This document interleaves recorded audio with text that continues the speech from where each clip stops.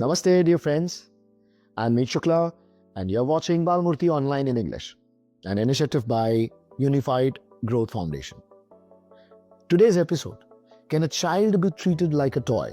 Is based on the Gujarati article Balakne Ramakdu Banawai Kharu by Dr. Harshida Pandit.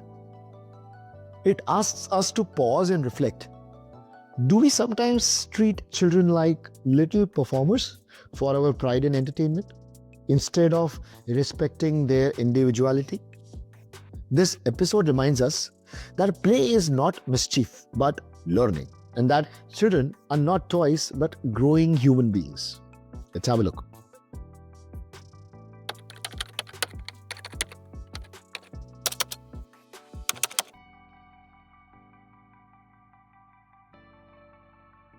Namaste and welcome to Parenting Perspectives. I'm Arjun. And I'm Priya. Arjun, let me ask you something. Have you ever been at a family get-together where, the moment guests arrive, a child is put on the spot? That classic line, Beta, come on, show auntie your new dance move. Priya, that is the official opening ceremony for half the family functions in India, I think. It's so common, Right? you barely even notice it. But, is it as innocent as it seems? I used to think so. But I came across this really insightful article recently Oh yeah, that completely changed my view. It's from a project called Balmurti Online. okay. And the writer, Dr. Harshida Pandit, asks a very provocative question. Can a child be treated like a toy? Wow, that's a powerful way to frame it. A toy exists for our entertainment, to be picked up and played with, when we feel like it. The thought of applying that to a child is uncomfortable. Exactly. Dr. Pandit makes this brilliant distinction. It's one thing to notice your child has a lovely voice and encourage it with classes and practice. Sure. That's nurturing. But it's a completely different thing to hear them hum a little tune and then insist they perform it for every single guest, whether they feel like it or not.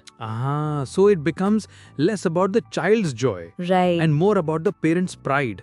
The guests are meant to clap. The parents are meant to, puff up their chests with pride. Yes. And the child? Well, the child's feelings are almost irrelevant in that moment. Precisely. The article uses a very stark phrase. It says the child starts to feel like a quote-unquote circus animal in the family performance. They learn their job is to entertain and that they shouldn't refuse. It ties their entire sense of worth to their performance. That's such a heavy burden for a little kid. And you mentioned this is from Balmurti Online. I think I heard they're managed by the Unified Growth Foundation. They are doing some really incredible work, aren't they? Promoting healthier approaches to child development. They are. And the article doesn't just stop at the whole child as entertainer angle. Okay. It also explores a more sensitive, more complex situation. The child as an emotional crutch. That sounds complicated. What do you mean? Well, think about a single parent who has lost their partner. It's completely natural that their child becomes a source of comfort, a reason to live. The article acknowledges that's certain. Of course. But the danger Dr. Pandit points to is when that parent, in their own loneliness, becomes, overly possessive. I see. So, out of a need for their own comfort, they might stop the child from mixing with other kids. No sleepovers, no playing outside, no friends over. Exactly. Because the parent needs the child with them at all times. And in doing that, they inadvertently rob the child of the single most crucial element of their development. Which is? Play. The article puts it so beautifully. It says through play, a child first encounters the reality that they must live among others. It's where you learn all the basics of society, isn't it? The concept of mine and yours when you have to share a toy. How to handle a small disagreement, get upset, Yeah, and then learn to patch things up. exactly. If you only ever interact with adults, you miss all of that. You grow up in a stifled world. And I love that the article clarifies, that play isn't just about running around being boisterous.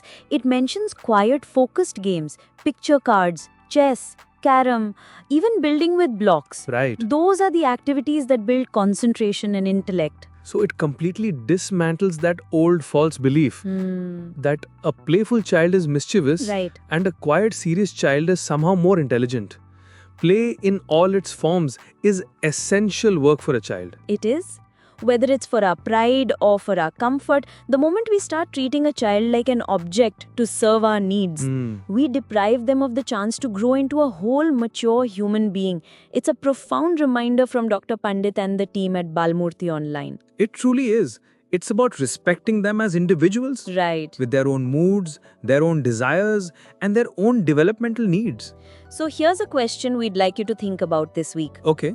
Reflect on your own interactions with the children in your life, be it your own kids, your nieces, your nephews. Ask yourself, are my actions genuinely for their growth and their joy? Right. Or are they sometimes, even unknowingly, for my own? This discussion reminds us that every child deserves the freedom to play, rest, and grow without being pushed to perform for others. I would love to hear your thoughts. Have you ever caught yourself asking a child to perform just to impress others? Well, share your reflections in the comments. Your honesty could help other parents reflect too. And don't forget to like, share, and subscribe to our channel. Follow us on our social media handles and visit our website for more such meaningful conversations. Namaskar.